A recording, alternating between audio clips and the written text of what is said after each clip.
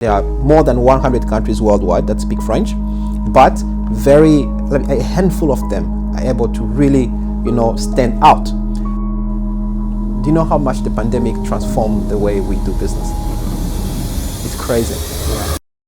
Do you think it's easy for young people in Wuhan to start their own businesses?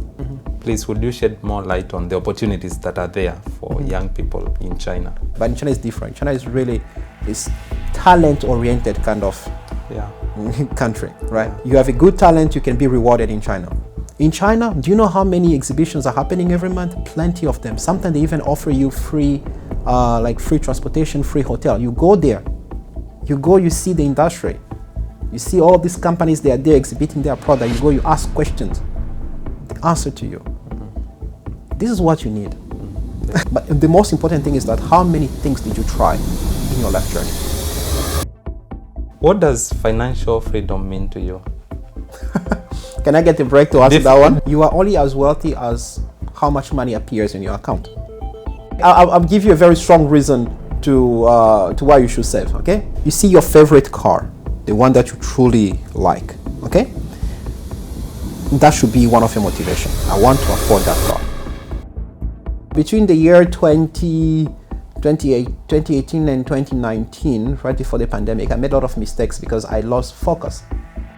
Maybe for the young people, I would say, don't connect relationship with your own financial reality. Tell me the role of your family in staying motivated as a CEO. Let me just say that my wife plays a very big role into my journey as a CEO. So faith for me is very important, but in a way that believing that if this scripture is correct, okay, if you say that you're gonna bless me wherever I go, okay, then I have a very strong esteem for the Swahili people, right? Not in discrimination of any other people. I'm just saying I have a very high esteem of the Swahili people. You can see I'm wearing the Maasai. Yeah. As you see, I wore, you know why I wore the Maasai? You did not ask me this question. She said, Maasai people, they fear nothing. If you are unable to face challenges, just like the Maasai people, I'm telling you, you will quit.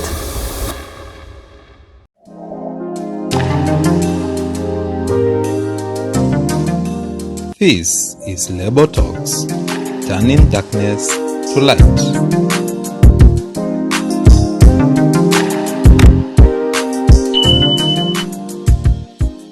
In this podcast, our aim is to share stories that will motivate you with a mission to turn darkness into light.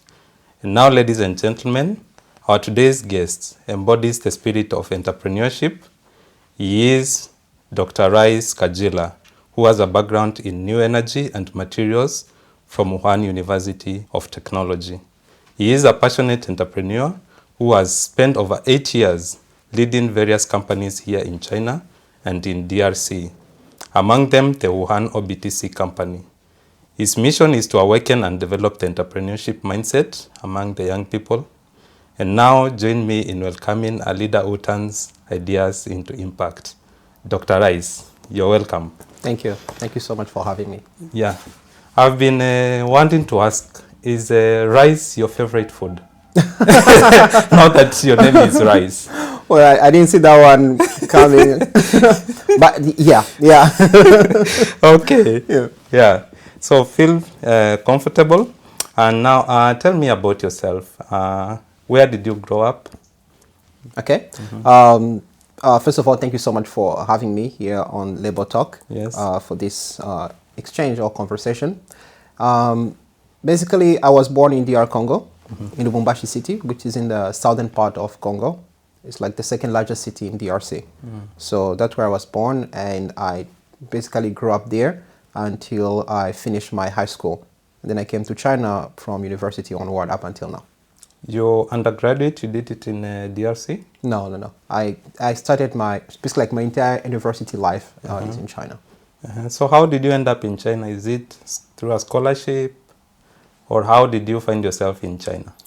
Well, I ended up in China, I would say by choice, mainly because when I was finishing my high school, my parents asked me if I was also interested in coming to China, because back then my elder brother was also already in China, in Hangzhou city. So he had already introduced about China being a place for, I mean, the environment is good for education. Yeah. So it was a little bit easier for me to make the choice between China and other places. So I say I can go to join my elder brother in China. Yeah. So that's how come I ended up in China. So you came specifically for studies. Yes, And which year is this? that was back in 2010. Wow, it's a long time, almost 15 years in China. Yeah. Yeah. Wow, that's. And how has been your journey like in China? Well, I wouldn't say all rosy. Yes. Because being in a new place, a new country, different culture, difference of life, it was not that easy to get adjusted, to the new environment, Yeah. especially the language part. So I had to take at least 1 year for learning Chinese. And then after that, I went on and started my undergraduate, degree. And I studied in Chinese. So you can imagine like shifting from French. Yes. But I had to take 1 year of learning Chinese and then starting my undergraduate learning in Chinese as well. So all my classmates were like Chinese people. So it was a little bit difficult, I would say, at Yeah. the beginning, but then step by step you get adjusted to it. So in total, how many languages do you know? I can speak quite a lot. How many? At least 7. Proficiently? At least 7. At least 7? Yes. That is French? French, Swahili, English, Chinese, Spanish, and a little bit of my mother language, like my tribe language. Yeah. Dialect. Yeah. Yeah. So from 2010 up to, I'm trying to get like the time frame of your time in China. From 2010 is undergraduate. 2010 to 2011, that was like language. Language only. Yeah. Yes. And from 2011 to 2015, that was my undergraduate. And then from there, I went on and started my master's degree right away. So that led me into 2018, basically, like 3 years for a master's degree. And then I took a year off. That's where I opened our company, the Wuhan OBTC company. And then I worked under our company for like a year, and then I got a scholarship for PhD. And then I've been doing my research ever since. So I combined both my academic and also doing my PhD. So you and doing running the company. And are you done with PhD or not? I'm yet? almost done basically with my PhD as well. Oh, so maybe graduation is soon? Yeah. Oh, congratulations. Thank you. So that's it about the studies. Now, you said that in 2018 or 2019 when you started your company? 2018. 2018. Yes. And this is the Wuhan OBTC. Yeah. So what does Wuhan OBTC do? What services does it offer? Well, in Wuhan OBTC, we offer multiple services. And then among them, we have the sourcing and logistics that we mainly focus for overseas market, where we help customers who are around the world, basically, to get access to product in China. Okay, so we help them purchase, we help them check the quality of the product, and also shipping them. So we ship from China toward Tanzania and also toward DRC. Other locations we can also do, but depending on the volume of the goods. So in a nutshell, it's like, doing the sourcing part, which is we help them buy product and also do all the services that come around the sourcing part. And then we also offer the international freight services by air freight and by sea freight. And then that's for, like foreign market. But in China, we offer a lot of services for the young entrepreneurs. We offer a lot of trainings in regard to how you can run your company, or you can, as a startup company, how to get the right mindset of it, how to build a company, how to build a company culture, to build your brand, and the like. Yeah. Interesting. Let me take you back. The issue of sourcing. Yeah. You've said there's Tanzania and there's DRC. Yes. Are you considering like maybe expanding to other countries like Kenya or any other country? Yeah, definitely. We have done a lot of businesses with other countries as well.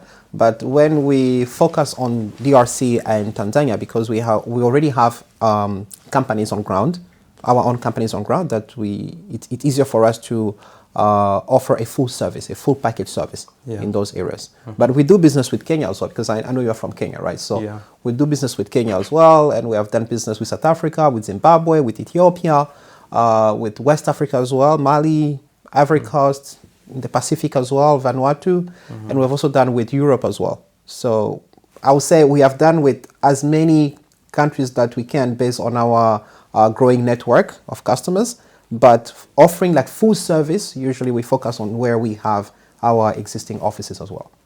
Yeah, which is Tanzania and DR Congo. Yeah. So, so far, how big is the company?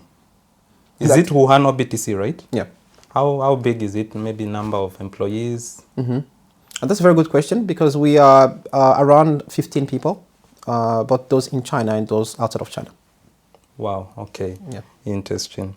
So, how would you say your upbringing has influenced the person that you are currently as a business person? Well, that's a very good question because many people maybe do not have the business background when we're growing up. So it creates a little bit of frictions on how you can navigate through the business environment. But when I was growing up, my parents, they play a major role into training us, into giving us the, those early information. For example, we used to go to the farm with my parents, during the holiday. So my mom would make us work for basically by ourselves. You need to go to the farm, you need to plant the seed, you need to come and do all the plowing and also harvesting the product and then carrying them to the city.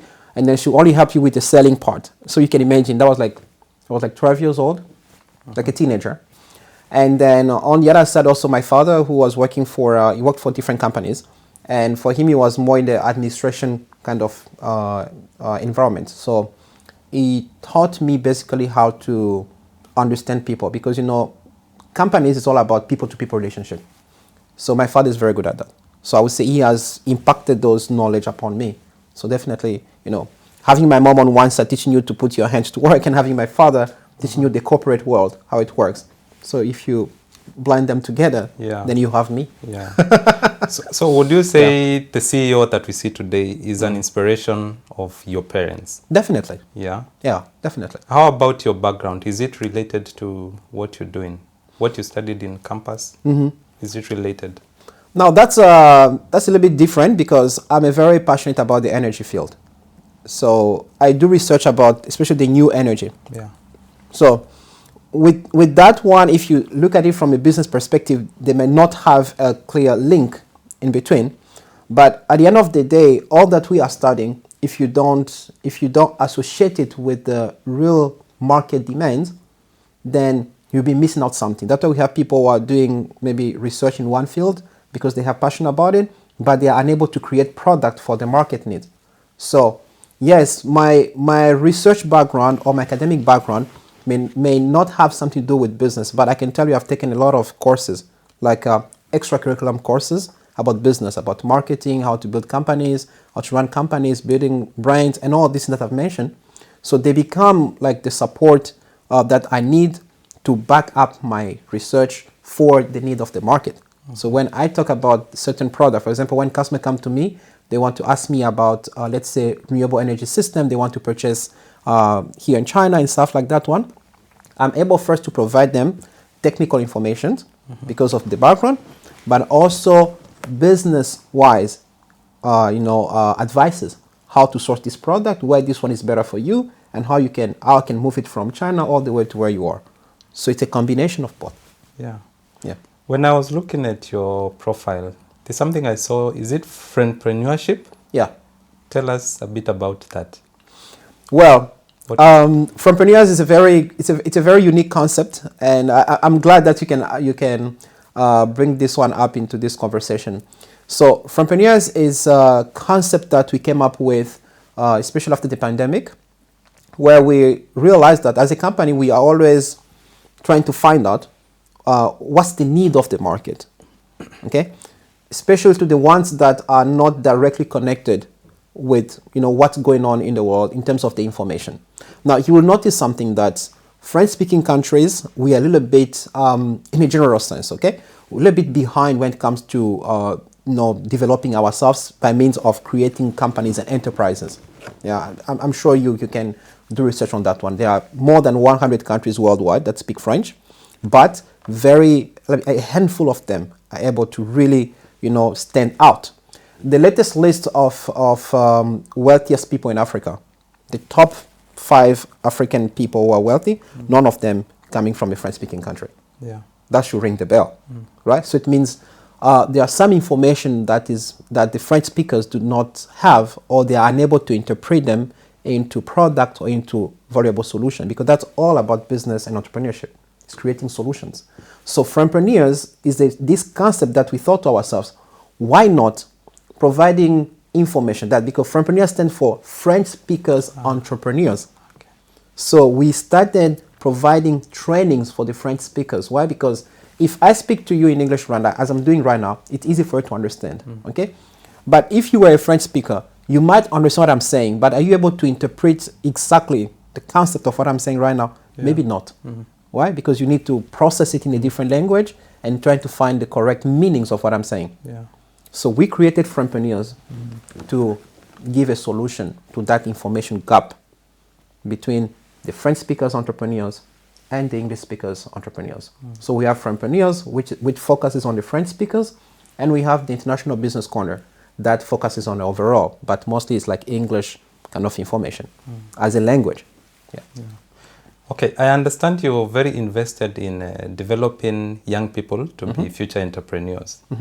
And here in Wuhan, we recognize you as a role model in terms of business. Do you think it's easy for young people in Wuhan to start their own businesses? Well, that's a very interesting question. Is it easy to start a business? Actually, I think when we talk about the concept of, opening a company or doing business in China, I like to see it from the policy perspective. Okay? Because China's development is a reflect of policy, right? Because China always publish new policies. Every year there's a new policy. And all these are to empower the small businesses and entrepreneurs, right? So in Wuhan, as we speak right now, there are very good policies that encourages foreign people, like foreigners, whether they are like students or just like expats who want to come and do business here in Wuhan, to have their company registered in a very short time, and also receiving all the documentation that they need in order to operate legally. Because that's the key word, you need to operate legally, right? So to do business in Wuhan, I would say it's not very difficult. Is this policy process easy? Yeah, I wouldn't say they're difficult, because first of all is you can register a company even as a student. Yeah. Right. Even as a student, you can have your company. Why? Because the company is its own entity that's separate from you as a person. So long as your passport is legal and your visa is legal, you can have a company. The company has its own rules, right? And you also as an individual in China, there are also rules that regulate you as an individual. So you can have your company registered here in Wuhan with no problem. Full documentation. You can pay your taxes, you pay your office renting and everything. Even as a student. Yeah. So this is a very good thing, right? Would you say entrepreneurship was your life calling or your purpose? Well, that's that's an interesting question. Was it a life calling? Was it a purpose, or did I just end up here? But yeah, exactly. I would say it's a mixture of both. But most importantly, thinking as an entrepreneur demands for you to change your way of thinking in the first place. You see, I mentioned earlier about Friendpreneurs. Do you know most French-speaking countries, like the citizens, their life is very as simple as that. Just go to school, graduate, find jobs in a big company or in a small company. That's it. Yeah, have your small business, small hustle on one hand, maybe like a kiosk or a small shop. That's it. But entrepreneurship is more than just me having a small boutique of selling my shoes or whatever, right?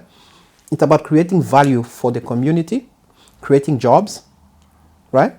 Extending the network, making sure that more people, they're benefiting from what you are doing. This is the whole concept of entrepreneurship. Yeah? Okay. So it's beyond the salary. So how did I end up here? Because I took time to assess myself. Is this path what I want? How much information do I have about it? Then I took the risk to keep learning about it, because it's a lifelong learning entrepreneurship. There are always new things. Now we're talking about AI, shifting everything. From the way we do marketing, the way we run the company, it's all about AI now. So if you are traditional, mindset, just go and find a job, right? And then when AI comes, you start getting afraid whether they're going to replace you with somebody else or something like that, right? Whether a robot will replace you. But if you're an entrepreneur, it's different. You need to ask yourself, how can I adjust to this? How can I incorporate this in the company? And make sure that everyone within my network, they benefit from it. Because it's the idea first. The entrepreneurship is like the idea first that you have. What are you trying to fix? Okay. Yeah. So I ended up here because I made a decision to change my mind, to learn. It's like make up my mind to be a lifelong learning about this process so I can create more values for myself, for my community, and for everyone that I can touch as far as I can. Yeah. I've been on a path of trying to identify my life purpose. Then it makes me wonder, is it easy for someone to identify, or even what's the process of identifying my actual life purpose? Or for young people in general? Is it easy to identify your life purpose? Is that the question, right? Yes. Now, that's not a very, easy question to answer. Yeah. But in a few words, I would say, we only have this one life, starting from the day you were born, and then until the day you're gonna die, which can be at any age. Okay, can be 50, can be 30, can be, right? But the most important thing is that how many things did you try in your life journey, right? How many limits did you test of your ability? Yeah. That's it. Nobody said that as an entrepreneur. It means you have found the ultimate purpose of your life. We keep refining them. Do you know how much the pandemic transformed the way we do business? It's crazy. Yeah. Yeah, it's far beyond what you might think about, right? So if your idea about entrepreneurship was just about buy and sell, but after the pandemic, it's a whole concept about having stocks by yourself. So to find the purpose of your life, you need to try many things and just allow your life to have more colors. Yeah. It's a continual process of self-reflection and refining. Yeah. What does financial freedom mean to you? Can I get a break to answer that one? Difficult questions today, I guess. No. Can I get a break, then answer that one? Okay. I want to drink some water. Okay, sure. Okay. All right. Okay, we can continue. We continue? Okay. Yeah, I was asked, what does financial freedom mean to you? Okay. Financial freedom is it's another concept, actually. And before I answer, let me just tell you first the different perspective of financial freedom, right? Because financial freedom means different things to different people. To some people, it means, okay, maybe just having a good job with a good salary so that you can afford whatever you want, okay? To other people, financial freedom just means to have the basics about life, not too much, okay, and not too little as well, right? But overall, it's when you look at it from a broader perspective or a general concept, is that you living a life where you do not worry about money. Yeah. And now, bringing out that one today to myself as an individual, financial freedom to me means like reaching the level of life where you have enough assets that generate income for myself and my family, yeah, in a way that I do not have to worry about the price tag. Sure. That's financial freedom for me, right? Well, I know that I can only work because I enjoyed the work I'm doing. I enjoyed the value I'm providing for our customers, for my community, and I know I can stop working. It will not affect my expenses. So that's my definition of financial freedom, and definitely that's what I'm working on. Would you say savings is a strategy towards financial freedom? Definitely. Because at the end of the day, you are only as wealthy as how much money appears in your account. So if you do not save, you may talk about the concept of, riches and all these things. But if we check your bank account, does not reflect that, or you are constantly, into, you're like close to being broke and poor and miserable, then you are not doing a good job, okay, on your financial freedom. So you must take time Because to attain financial freedom, you must take time to work hard, to save money, so that you reach a certain level where you know you have sufficient money to sustain your life. So saving and financial freedom, they go together. But more to that is investing, right? Maybe that's the next question, I'm not sure. Okay, I would ask, which other strategy apart from saving would you say would lead someone to financial freedom? Saving is one of it, because only, as I said, you are only as wealthy as how much money appears in your account. So we cannot remove saving from that part, right? Because if you are saving, it means you are working. It means you are making an income. Now, that income, is it coming through your business? That's okay. Coming maybe through your salary? That's okay. But you must be saving. Now, other strategies now, because I believe we are talking about now the growth of it, right? Yeah. Now, you need to learn to invest. You need to learn to take some financial risk, right? This is very important. What I've noticed is that people find like running a company is difficult. It is difficult, right? But the same amount of money that you spend on just, on your own leisure, excessive leisure, I'm not saying leisure in general, but excessive leisure, right? Where you always have money for fun, but never have money to pay for your bills. That's the problem. Then why not taking some extra money from your, what you use for leisure and invest in a company and begin to grow it? Because if your company runs properly, there's no limit to how much money you can make. Your salary has a limit. This is how much we can pay you per month based on the hours and the work at hand. But if you run a company, there's no limit to how much money you can make in a month. It all depends on how you keep increasing your network and based on the value of your company, the value of your service and product. So investing whether in your own company or maybe like with other people, this is also part of the way to attain financial freedom. So saving cannot be removed, because at the end of the day, you make money, you save a piece of it, and then you use the other one maybe for paying your bills, also for leisure and everything. Sure. Yeah. Should young people have a specific reason to save? Should I like one day say, I want to save to buy a car, I want to save to build my own house? Should there be a specific reason, or should we just continue saving even without a reason? Well, I like the way you are laying out actually the reasons, but there's more to that. Okay, I'll give you a very strong reason to why you should save. Okay, the next time maybe you are in your country, right? Next time you go to Kenya, you go visit the poorest region in your city, the very the backward one.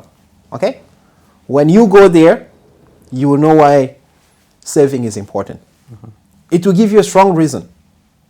Because if you are outside of your country right now, it means you have attained a certain level which is not poverty, right? I don't know, maybe I'm speaking to a millionaire. No. No, but I'm telling you this, like, just take time, okay?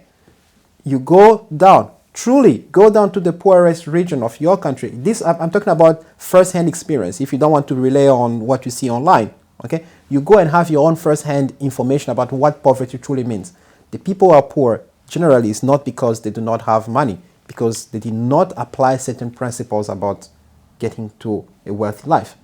Wealthy people, we know them by how much money they talk about. Oh, Elon Musk versus be the first trillionaire. Yeah. We know the figures. Yeah? We know about Jeff Bezos. We know about all these other people, right? Figures speak for themselves. We know about Aliko Dangote. We know all these people, right? Why? Because their figures speak for themselves. So, good reason for the young people, if you are wondering, why should you save? First of all, if you don't want to live in the poorest region of your city, you should save. That's the first and straightforward reason. You don't want to live there. You don't want to check the price tag when you are buying things. Okay? You don't feel like this I can't afford. Save.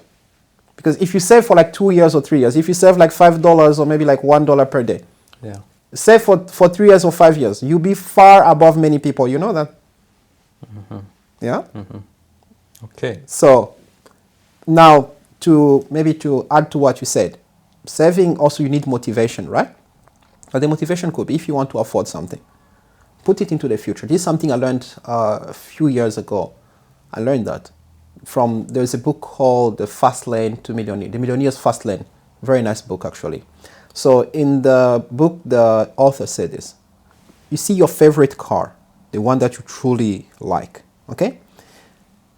That should be one of your motivation. I want to afford that car. I want to afford that house because that's my dream house. That's my dream car. Then work hard to get the money to buy that car, because when you buy it, your heart will be at peace. Yeah. This also will control you from being like people who always want to buy the latest thing. No, you focus on the one you like, regardless of what other new stuffs are in the market. You focus on the very one that you like. You like a Mustang, then save to buy the Mustang. Ask yourself, how many years do you need to save to buy that Mustang? So the day you buy it, you know the sweat and blood that you put into it. Sure. Yeah. I wanted to ask if there's any financial mistake that you might have done in your past that maybe you would be willing to share with us. Nobody ever asked me this question. Maybe a wrong investment somewhere. I would say from my years of learning about financial independence, how money works, I spend a lot of time actually, up until now, I read a lot of books about money, because I have this belief, this principle is that if you want to be wealthy, then study wealth. Forget about other concepts. Some people, they are very good at articulating poverty, but if you ask them about wealth, they don't know. Okay, so I spend a lot of time learning about wealth. So many books out there, actually, you'll be shocked. Okay, about wealth. Okay, you have one book that I read called The Science of Becoming Rich. Okay, you also have another one that talks about Solomon's wisdom about business. There's another book called Persuasion IQ. You have other books on marketing as well.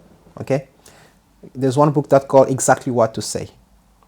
Okay, it's also about financial. Yeah. Right? So just as you said, like I read a lot about wealth. So when I make some mistake, I kind of punish myself. Like, how come you have all this knowledge, right? Because if it's just about reading and not applying them, then there's no point.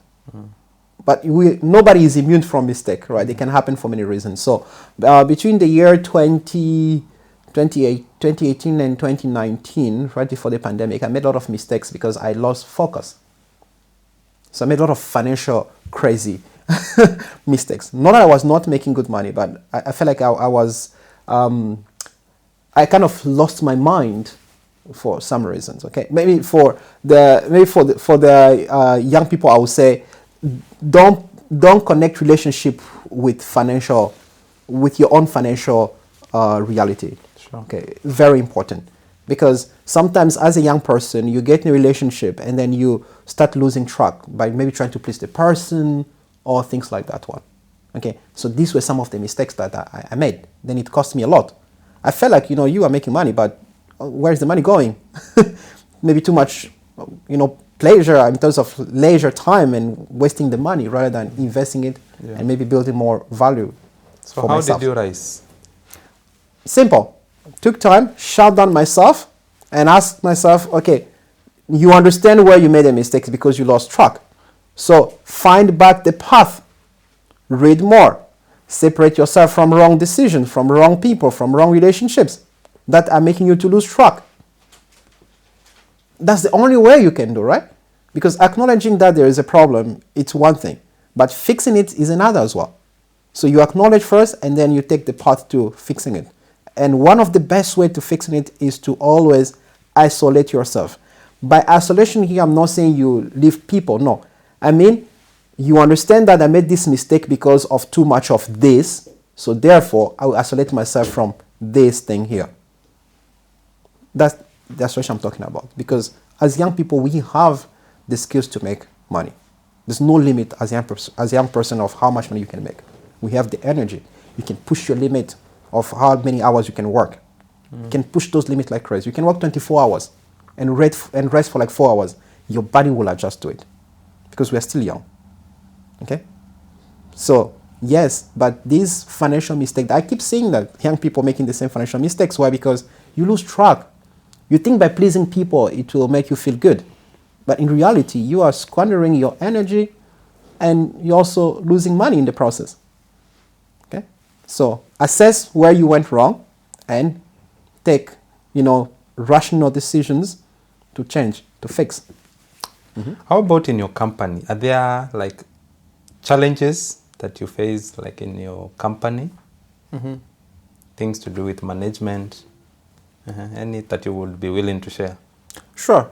At the company level, as you rightly put it, like there can be a lot of issues like management issues, how to manage capitals, and how to make sure that the company is breathing and living, right? Because for the company to survive, basically you need money, right? For all the companies, they basically run because of the money that is being there, that is in the company, because you need to pay the bills, that including the office, renting, all the utilities, and business trips and all these things. They are part of the company's normal operations. So there are challenges. I wouldn't say like there are problems, but I'll say there are challenges that you need to keep refining. And in our company, we have some set of rules. For example, like for every income, how much percentage should go to the running of the company. So in this way, we ensure that the company is always, always has financial, financial reserves to operate on its own, because this is key. Because, we have many companies. We have the OBTC here in China. We also have the financial company in Tanzania. It's called the Bukidi Cash Company. And we also have other companies in Shenzhen and also, in many places. So you can see that we need a lot of capital running in so we can ensure that there's a smooth operation. So yeah, there are a lot of challenges. Sometimes maybe how to receive funds from customers, because we have customers from all around the world, right? So this can be like you need to go to the bank, you need to upload some information, you need to provide a lot of forms to be filled and stuff like that one. So these challenges, I believe that they are not just for our company, but for all normal companies. Why? Because there are always changes of rules, changes of policies, and things like that. And how do you stay motivated amidst all these setbacks? How do you stay focused on your goal? That's a very good question. I think it boils down to the fact that first you need to acknowledge that, the company is just like your body, right? Your company needs to breathe, right? As I mentioned, it must be living and breathing as a company. So what does it need? You need to do a lot of marketing, okay, a lot of sales, a lot of finding new cooperators, signing some agreement and contract, right? All of these things must be done. You need to see them as normal routines. Just like you need to sleep, you need to eat, you need to shower, you need to, all this, maintenance, they are part of the company. And I believe this is why maybe many people think that it's hard to run a company, because it demands a lot of maintenance, okay? A lot of maintenance. I go to factories, okay, in China to visit factories. It's the same thing as well. What you see as final product has gone through a lot of things.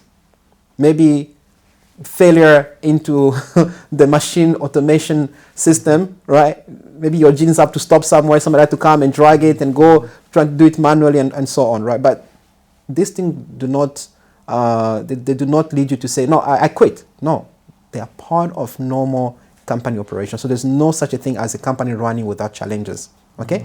Let me give you one of the challenges that, for example, big companies are facing right now with the tariffs, for example.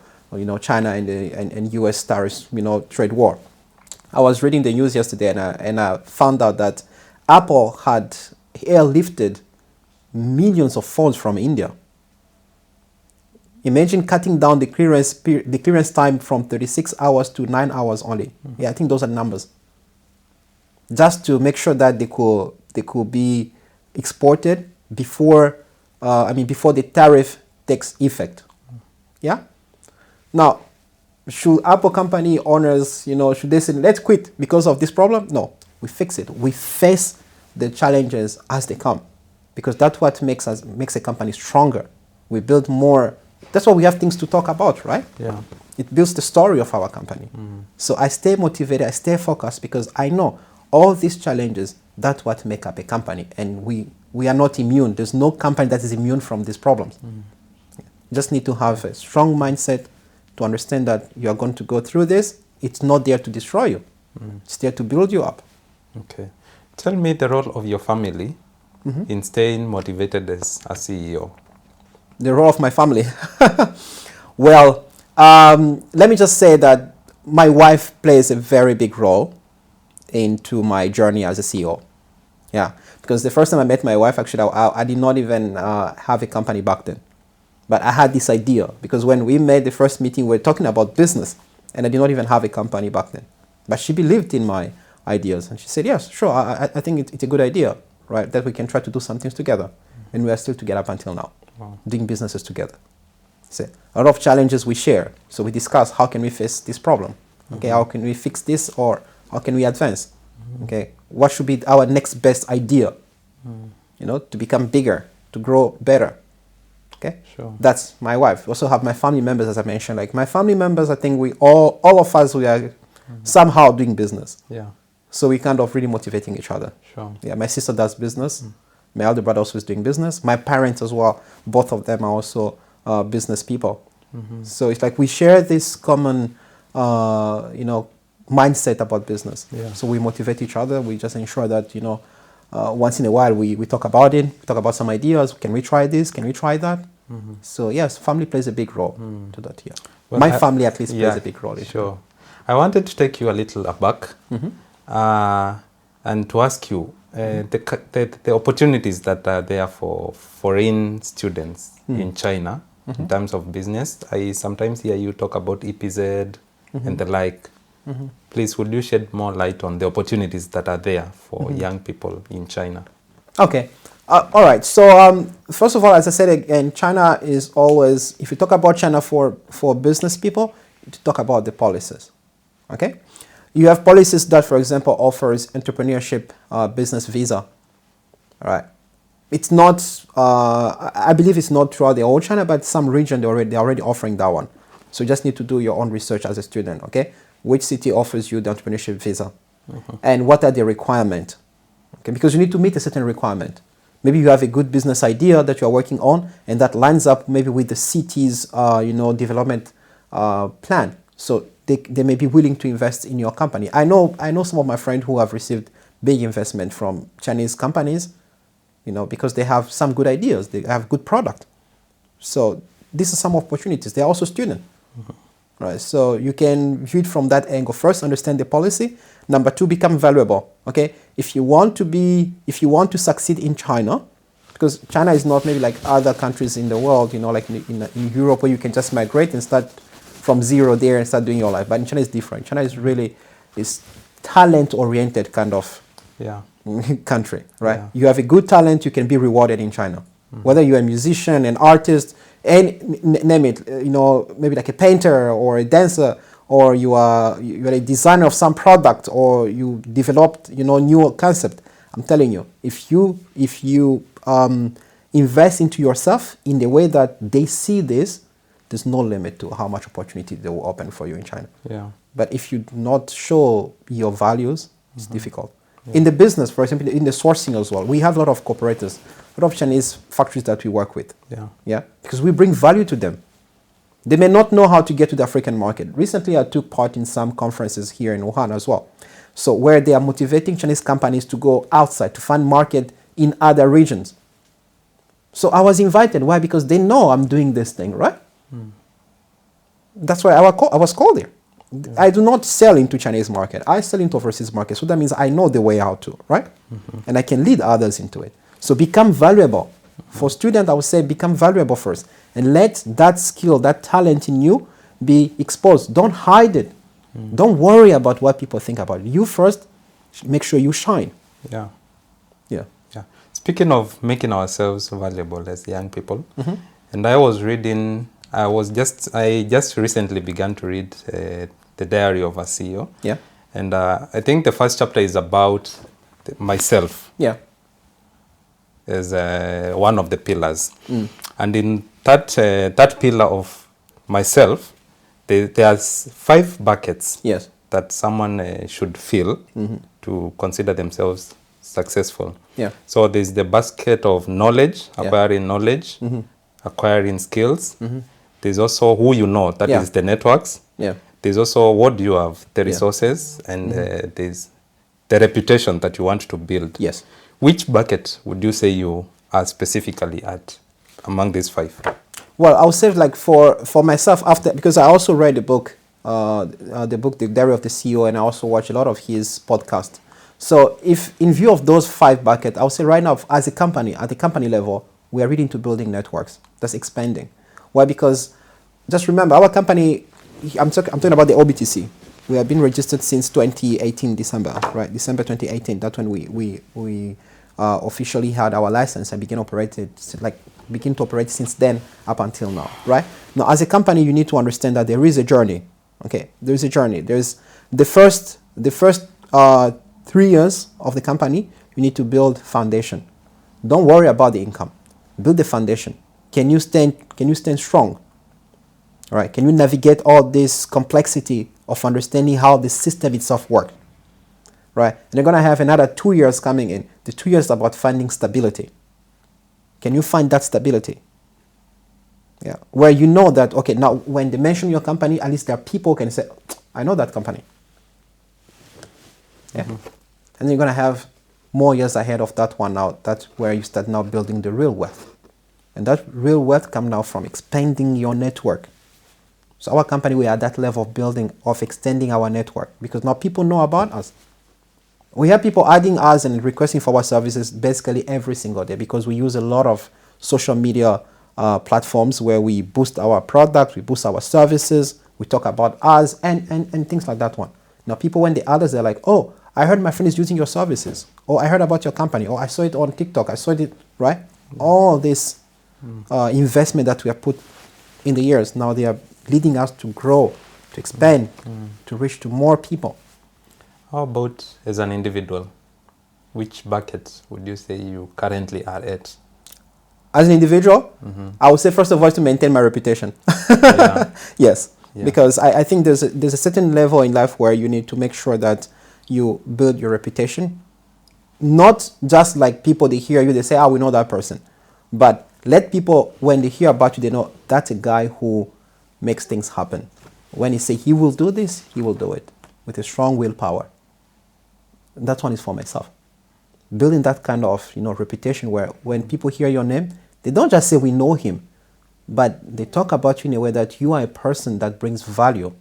If you say you will do something, you're going to do it. Yeah, and you bring the result even far beyond the expectation. But that's the one. How about being time conscious? Because in terms of like building your reputation, I think there's this saying of African time. Do you think like many young people are sometimes like they find themselves late even in interviews? And do you think it's a major challenge to young people? It's a major challenge. Like actually I've turned down a lot of appointment because I know the people were not serious and they will just waste my time. I value my time very much because I have a lot of things to do. So I value my time very much. So once I know that those people, they're never on time, then I will just turn down the whole appointment. But maybe the good news is that I also, part of why I accepted to also do this interview because I have a very strong esteem for the Swahili people, right? Not in discrimination of any other people. I'm just saying I have a very high esteem of the Swahili people. You can see I'm wearing the Maasai. All right? Yeah. But, because growing up in Lubumbashi, doing business with Tanzania, you will notice something is that Tanzanian people, they are hardly late. Yeah. So it's like the German people. If we book an appointment, they'll show up on time. Time conscious. Yes. So I've grown up understanding about this, time consciousness in the Swahili people, right?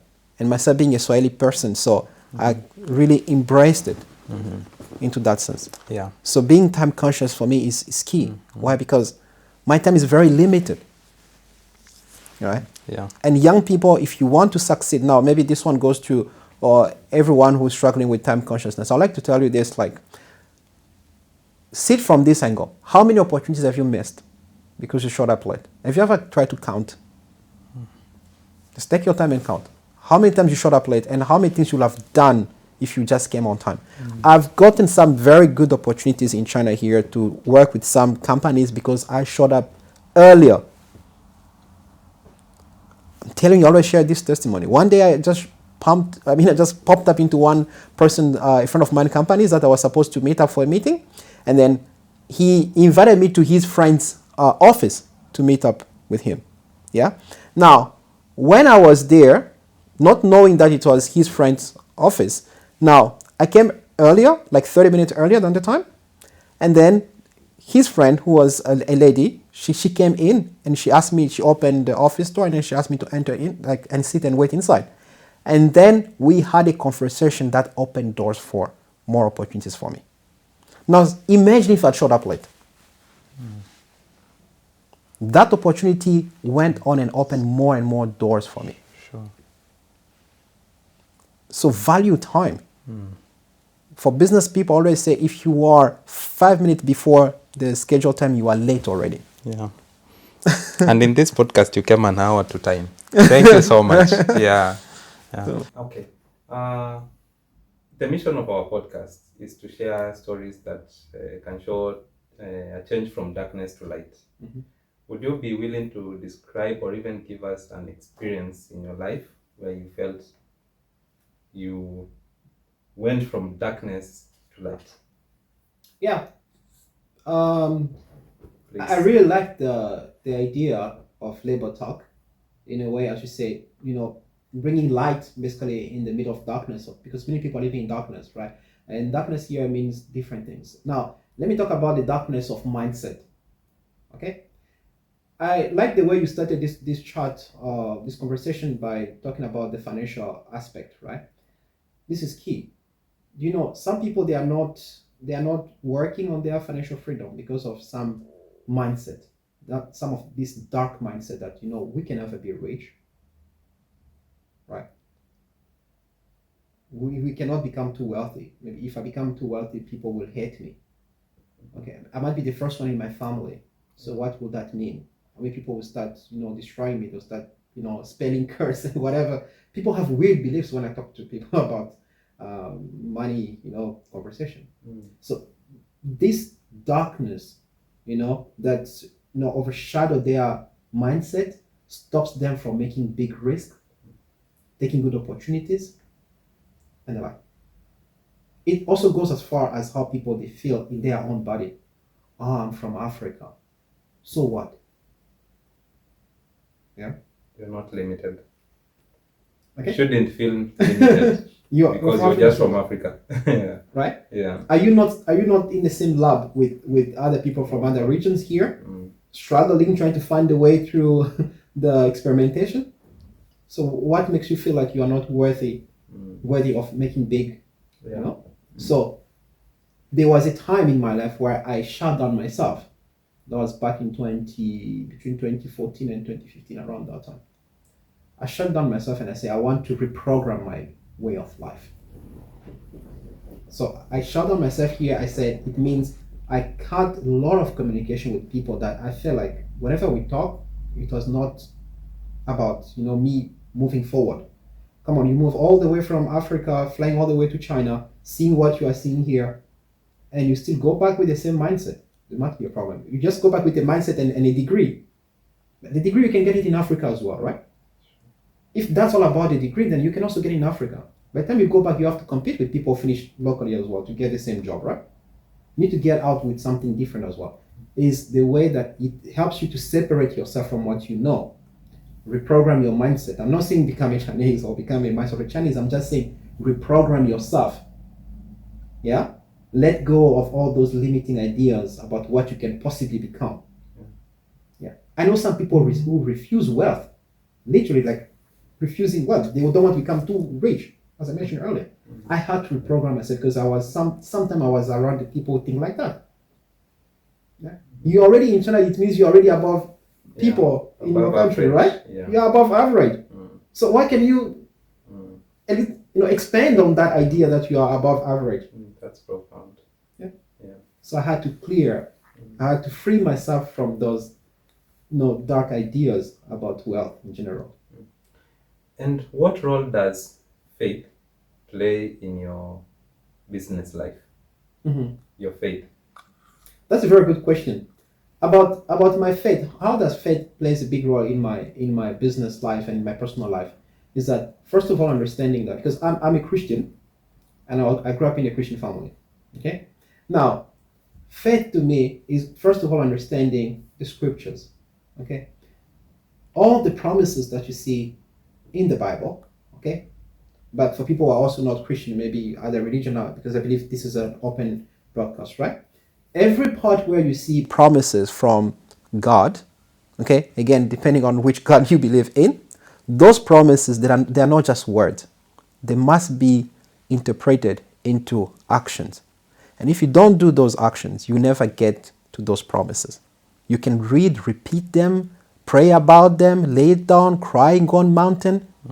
It will not change anything until you transform them into real hands-on work. We say like rolling your sleeves, start to put things into motion, then you'll see the result. So faith for me is very important, but in a way that believing that if this scripture is correct, okay, if you say that you're going to bless me wherever I go, okay, then where I am right now here, what can I do so I can feel blessed? What can I do so that I will enjoy the blessing of being here? I tell people, you are in China maybe for like 5 years or 6 years. It doesn't matter how many years, right? What can you really take out in terms of manifestation of those blessings and promises before you leave? Just a degree? No. At least let your mindset change. Yeah? Yeah. At least let your mindset change. That's true faith. Yeah. Right? Yeah, sure. And which resources, either books or podcasts, that you would recommend young people, like where they can get guidance on being successful entrepreneurs? Okay. This is a bit tricky because I feel like there are plenty of podcasts out there, especially on YouTube, right? There are plenty of them.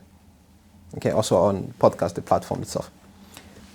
But my suggestion is, as much as you can, take courses. Yes. Join business meetings. Okay? If you are somebody who because maybe I'm mostly about business, right? Join business activities, join trips, join exhibitions, go attend. Be where the market is. Be where the people where people are doing what you like are found. These are beyond podcast. You can listen to podcasts sometimes even how many times we play videos on YouTube. On YouTube and your mind is not even watching at all. How many people take notes when you are watching a YouTube video? How many? They just pass. In fact, the average people spend a lot of hours scrolling down from one video to another one. You don't need an extra podcast. What you need is true practical information. I mentioned earlier, I do not have a business background like in my academic, but I've taken a lot of business courses online, paid for, and also some of them for free. Why? Because when you take this, you take this challenge to learn, to improve yourself, self-development, pay for it if you have to. It will give you the right information. You meet, a group of people, like-minded people, where you can exchange with them, where you can learn from them. For example, right now I'm taking one course on next NBA. It's almost ending right now because I'm in the last month, because like a year. I took a lot of assignments with my teammate. I've never met them. Some are in South Africa, others in Europe. We are together in the classroom. We made assignments together, evaluated companies together, because it's about market leaders. Okay, that's the course name. So we have done a lot. Now I have a lot of PPTs on my computer, learning one by one. How does Coca-Cola make campaigns? Okay, to generate more money. How do they use social media? Right? How does company like Boeing making the big moves worldwide with their aviation companies? Right? So you don't need the next podcast. All you need is finding yourself in the right environment, the right people, real people. Today you have podcasts made by AI as well. You can generate and have people watch it. But sometimes you need more than that. You need people that you can chat with. whether physically or you meet them online, but you have the same mindset. You interact, you call. Sure. If you are in Wuhan, in the city like this one, go to business meetings. Yeah.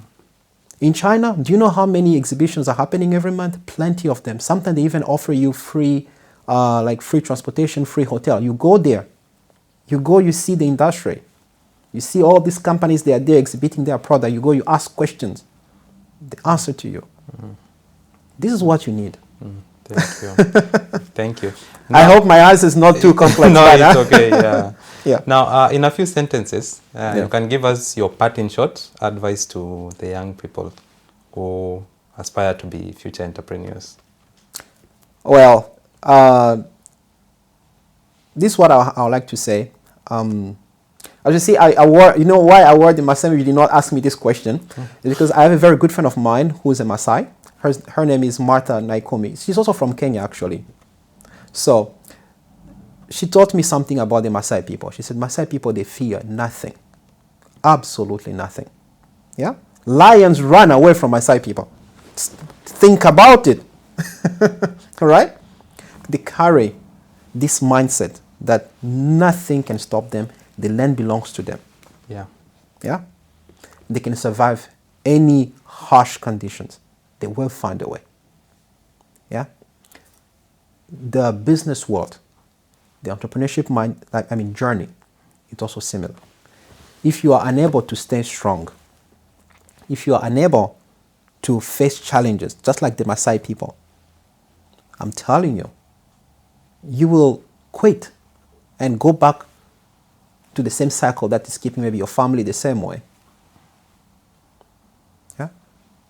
But if you embrace the courage, the diligence, that fear nothing kind of mindset, you accomplish amazing stuff. You can conquer all. Right? So I told my friend, and I said, when she explained to me, I'm like, maybe the Maasai culture should be taught in every university, in every school in Africa, especially in Africa. So we understand that really what is holding us back as young people, most of the time is like imagined fear. What if I don't make it? Yeah.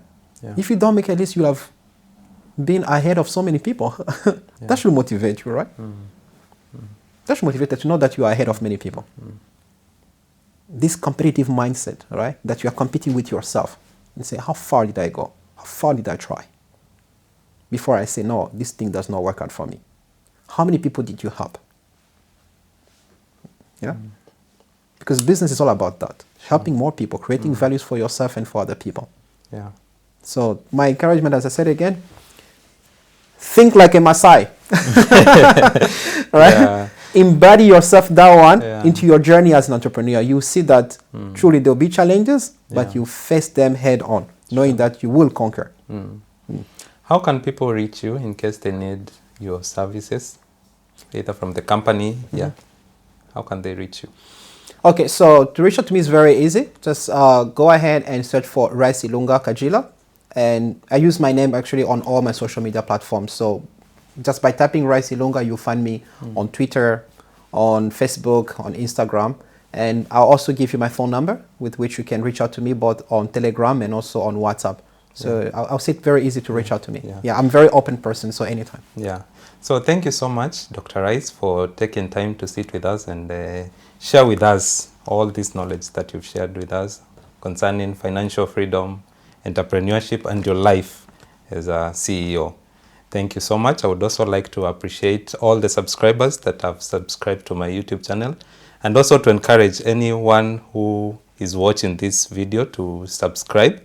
I would also like to appreciate the people that are behind the camera, Jacinta, also appreciate Caleb Onoja and Abiton for taking your time to help me to put this together. From me, thank you so much. Okay, thank you so much for having me on your platform, the Labor Talk. And I also like to make this call to everyone who will be watching this one. Please remember to subscribe and also share this good information with more people. Let people come out of their darkness and find the light. Thank you for having me. Thank you.